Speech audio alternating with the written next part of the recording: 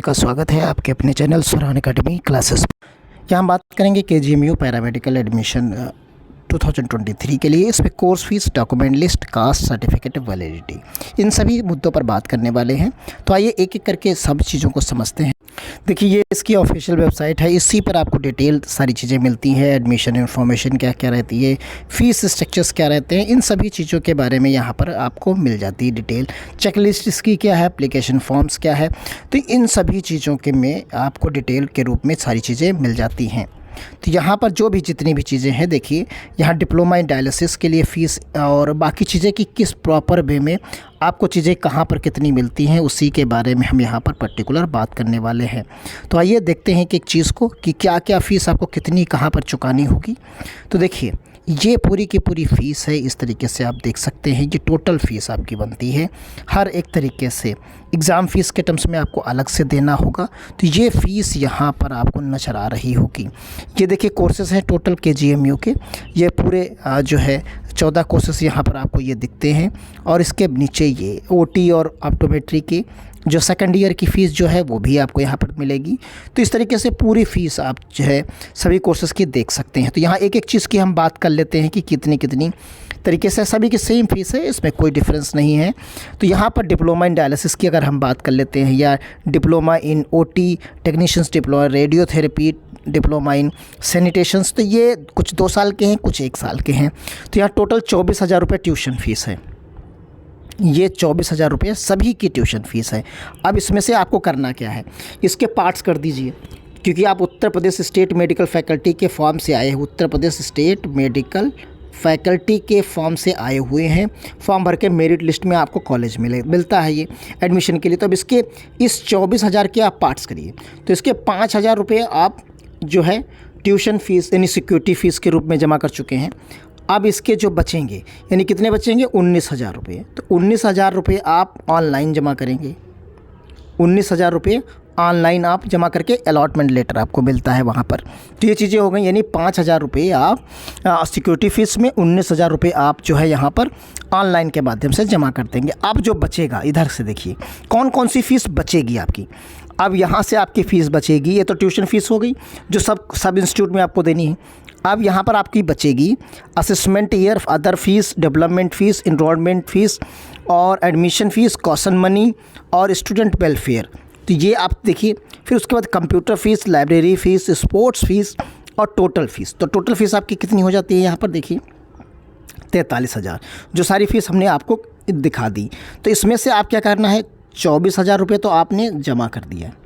24,000 रुपये आपने क्या किया, जमा कर दिया। किस तरीके से, इसमें से 5,000 रुपये सिक्योरिटी फ़ीस के रूप में और 19,000 रुपये ऑनलाइन के माध्यम से आपने जमा कर दिया। अब जो बचती है, इसमें जो फ़ीस आपकी 24,000 के बाद बच रही है, वो फ़ीस आपको डीडी के रूप में जमा करनी होगी, यानी उसका डिमांड ड्राफ्ट आपको बनाना होगा।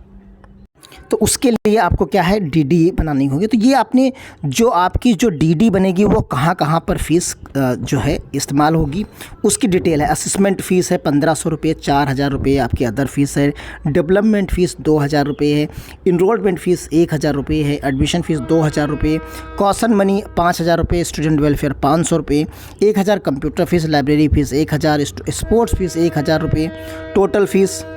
अगर हम कोर्स की बात कर लें कि कौन कौन से कोर्सेज़ हैं, तो आप यहाँ पर देख सकते हैं, ये 14 कोर्सेज़ आपको यहाँ पर मिलते हैं। मेडिकल लेबोरेटरी 100 सीट्स हैं, 38 सीट्स इसमें सभी तरीके की यहाँ पर सीट्स आपको मिलती हैं। 15 कोर्सेज दिखते हैं, लेकिन उसमें एक बीएससी रेडियोथेरेपी का है, तो वो अलग से फॉर्म उसका आता है।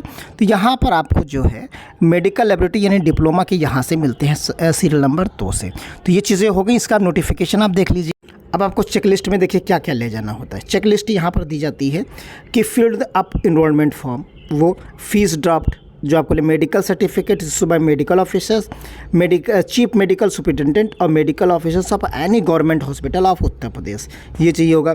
Original allotment letter in 2 seats, देखिए यहाँ 2 सीट्स 2 सेट में चाहिए। Self attested original intermediate marksheet certificate and 2 set self उसकी चाहिए।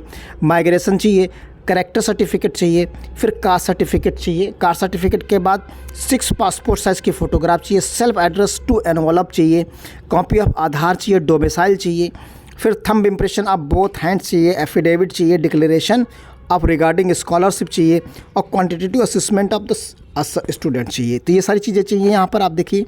फिर उसके बाद आप देखिए ये नोटिस जारी की गई यहाँ पर, ये नोटिस एक मिली है जो जारी की गई 14/10 तारीख को।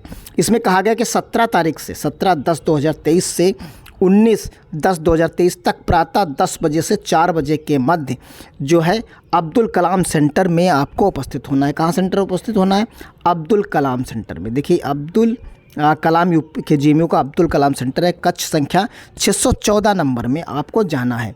और यहाँ तो यहाँ पर आपको चीज़ें मिलती हैं, यहाँ पर जो चीज़ें मिलेंगी देखिए, इसमें जो हमने अभी आपको समझाया है उसी के टर्म्स में आपको चीज़ें यहाँ पर क्या मिलेंगी। देखिए यहाँ पर 43,000 रुपये टोटल फीस है, 24,000 आप डिपॉजिट करेंगे ये Uttar Pradesh state medical faculty को, जिसमें से 19,000 आपको ऑनलाइन जमा करना है और 5,000 आप ऑलरेडी उसमें जमा। इसमें 19,000 जो बचता है, यानी क्या हमने 3 भागों में तोड़ा था। देखिए उस 43,000 को एक 5,000 रुपये अभी अपने आपको समझाया, फिर एक 19,000 रुपये जो है ऑनलाइन, और फिर एक 19,000 का जो आपको DD बनेगा। तो ये तरीके से 38,000 और 5 43,000 आपकी हो जाती है। तो ये और जो KGM मेडिकल बनेगा DD वो KGMU institute of paramedical sciences के नाम से बनेगा और पेएबल एट लखनऊ रहेगा। ये आपको बैंक को बताना होगा। तो ये चीज़ें आपने यहाँ पर देख ली। फिर उसके बाद कास्ट सर्टिफिकेट्स की बात कर लेते हैं। कास्ट सर्टिफिकेट में आप देखेंगे कि मेडिकल फिटनेस सर्टिफिकेट हमने आपको बता चुके हैं पहले ही। फिर ओरिजिनल जो है सभी अभी चेकलिस्ट हमने दिखाई। फिर उसके बाद यहाँ पर अनुसूचित जाति और जनजाति छात्रों के लिए जाति प्रमाण पत्र लाना होगा और उसके लिए लाना अनिवार्य है। तो उसके लिए कोई टाइम लिमिट नहीं, लेकिन इसी के टर्म्स में अगर आप देखना चाहेंगे यहाँ पर तो आपको दिखेगा कि EWS कोटा हो, चाहे EWS कोटा हो, देखिए यहाँ पर EWS कोटा हो या अन्य पिछड़ा वर्ग हो, इन दोनों का 6 माह के अंदर का बना होना चाहिए। तो 6 माह के अंदर का बना होना चाहिए, यानी आप सीधा सा 1/4/2023 के बाद का बना होना चाहिए, तो वो मान्य होगा।